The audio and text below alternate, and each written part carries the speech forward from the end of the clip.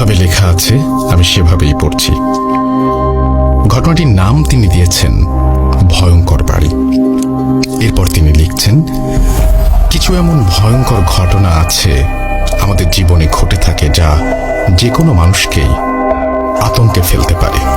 তেমনই এক ভয়ঙ্কর ঘটনা শুনেছি আমার এক দুঃসম্পর্কের আঙ্কেলের কাছ থেকে। আঙ্কেল ছিলেন আমেরিকান প্রবাসী। দেশে আসার পরে আমাদের বাসায় বেড়াতে আসেন তিনি। তখন পারিবারিক আড্ডার মাঝেই আঙ্কেল ঘটনার প্রসঙ্গ তোলেন। পরবর্তীতে ঘটনাটি শোনানোর জন্য জোর দিলে আঙ্কেল বলা শুরু করেন। চলুন ঘটনায় যাওয়া যাক। আঙ্কেল যেভাবে বলেছেন, প্রায় 15 বছর আগের কাহিনী। তখন আমি নতুন নতুন আমেরিকায় গিয়েছি। সেখানকার একটি রেস্টুরেন্টের ওয়েটার ছিলাম তখন। প্রথমে যেই বাড়িতে থাকতাম সেই বাড়ির মালিক হঠাৎ একদিন জানায় যে সে তার বাড়িটি ভেঙে ফেলবে। তখন যেই বাড়িতে আমি সহ আমার 2 জন সঙ্গী থাকতাম, তাদেরকে নিয়ে আমেরিকার বোস্টন শহরের একটি নির্জন এলাকার একটি বেশ পুরনো 2 তলা বাড়ি পরবর্তীতে বসবাসের জন্য খুঁজে বের করি। বাড়িটা কিছুটা পুরনো হলেও সুন্দর ছিল এবং তুলনামূলকভাবে ভাড়া কম হওয়ায় 3 জনই রাজি ছিলাম। বাড়িটি যার কাছ থেকে নেই তাকে আমরা পুরো 1 মাসের ভাড়া শোধ করে বাড়িতে উঠি। বাড়িটি ডুপ্লেক্স সিস্টেমের ছিল, কিন্তু আমাদেরকে শুধু নিচের তলায় থাকার অনুমতি দেন। বাড়িটি খুলে দিয়ে যাওয়ার দিন কেয়ারটেকার আমাদের বলে যান মাঝে মধ্যে কিছু আওয়াজ হতে পারে যেগুলো কখনো কান দেবেন না এবং আওয়াজের উৎস খুঁজে তার পেছনে কখনো যাওয়ার চেষ্টা করবেন না।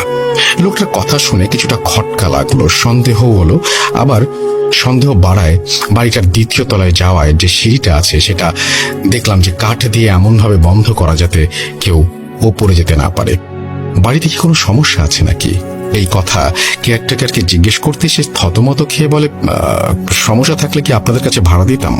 তখন আমি বললাম, তাহলে ওপরে যাওয়ার সিঁড়ি বন্ধ কেন এবং কিসের আওয়াজের কথা বলছেন? কেয়ারটেকার বলল, ওপরের তলায় কিছু মূল্যবান জিনিসপত্র আছে, তাই কারো যাওয়ার অনুমতি নেই এবং আওয়াজ স্বাভাবিকভাবে আসতেই পারে, ওইগুলোতে কান দেবেন না। আমি এখন আসি, এই বলেই কেয়ারটেকার তাড়াহুড়ো করে চলে গেলেন। কিছুটা সন্দেহ থাকায় আমরা সেই সন্দেহ নিয়ে এই বাড়িটিতে থাকতে শুরু করলাম। প্রথম দিন ভালো কাটলো। ঘটনা শুনে রাত 3টা এক বিকট আর্তচিৎকারে ঘুম ভেঙে যায়। হঠাৎ করে ঘুম ভেঙে যাওয়ায় শরীরে একটা কম্পন সৃষ্টি হয়েছে। বোঝার চেষ্টা করলাম কিসের আওয়াজ হতে পারে এটা। বুঝতে পারলাম অতিরিক্ত যন্ত্রণায় কাতর কোনো নারীর আত্মচিৎকার এটা। শব্দের উৎস খুঁজতে যাবার জন্য বের হয়ে উঠলাম এবং রুম থেকে বের হব এমন সময় মনে পড়ল কেয়ারটেকারের কথা। সে কোন রকম আওয়াজে কান দিতে মানা করেছে। অনেক কিছু ভাবার পর ঠিক করলাম সকালে উঠে বিষয়টা নিয়ে খোঁজ করব। পরের দিন সকালে বিষয়টা নিয়ে অনেক খোঁজাখুঁজির পরেও কিছু জানতে পারলাম না। 3য় দিন রাতেও ঠিক একই রকম আওয়াজ শুনলাম, কিন্তু মেয়েলি কণ্ঠটার পর পুরুষ কণ্ঠ বাঁচাও বাঁচাও বলে চিৎকার শুনতে পেলাম। কিছুটা ভয় পেলাম, তাই কাঁথা মুড়ি দিয়ে চুপচাপ ঘুমিয়ে পড়লাম। পরের দিন সকালে আমার এক সঙ্গীকে খুঁজে পাওয়া যাচ্ছে না।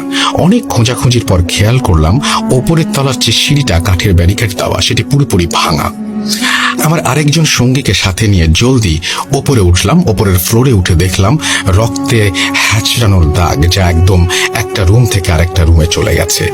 দাগ ফলো করে রুমটাতে ঢুকে যা দেখলাম তা দেখার জন্য আমরা প্রস্তুত ছিলাম না। দেখলাম আমার যেই সঙ্গীকে খুঁজে পাওয়া যাচ্ছিল না সে মেঝেতে রক্তাক্ত অবস্থায় পড়ে আছে। আমরা তাড়াতাড়ি তাকে নিচের তলায় নিয়ে এলাম এবং পুলিশ আর অ্যাম্বুলেন্স খবর দিলাম। আমার সঙ্গীর অবস্থা খুবই খারাপ, আইসিইউতে অ্যাডমিটেড হলো। পুলিশ আমাদের জিজ্ঞাসাবাদ করছে। আমি পুরো ঘটনা খুলে বলি। পুলিশ আমাকে বলেন, আপনারা যে এই বাড়িতে থাকতে এসেছেন এটি তো একটি পরিত্যক্ত বাড়ি, এই বাড়ি ঘিরে অনেক ভয়ঙ্কর ঘটনা রয়েছে। পরে আমি বললাম যে কেয়ারটেকার তো আমাদের তেমন কিছু বলেনি। পুলিশ অফিসার বললেন, কিসের কেয়ারটেকার? এই বাড়ি দেখাশোনা করার কোনো লোকই তো নেই এবং এই বাড়ির মালিক 7 বছর আগে মারা গেছেন। আর আপনারা যার কাছ থেকে ভাড়া নিয়েছেন সে হয়তো কোনো প্রতারণা করে পালিয়ে গেছে আপনাদের সাথে। এসব শুনে মাথায় যেন আকাশ ভেঙে পড়ল।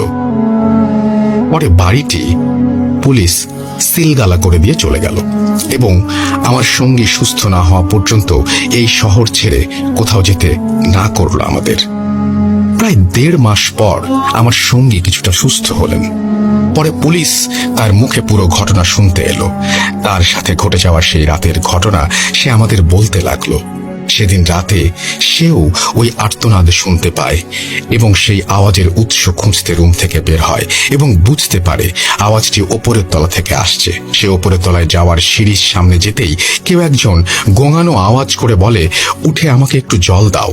সে একটু সামনে এগোতেই তার ভেতরে কোনো এক অজানা শক্তি কাজ করলো এবং সে সিঁড়ির মাঝের কাঠের ব্যারিকেড ভেঙে ফেললো। আর একটু ওপরে যেতেই সে একটি রুম গোঙানির আওয়াজ পেল। সেই রুমের সামনে আসতেই বিচ্ছিরি এক গন্ধ তার নাকে ভেসে এলো। আর একটু সামনে এগোতেই সে দেখতে পেল এক মুমূর্ষ নারীকে। এ কি অবস্থা তার!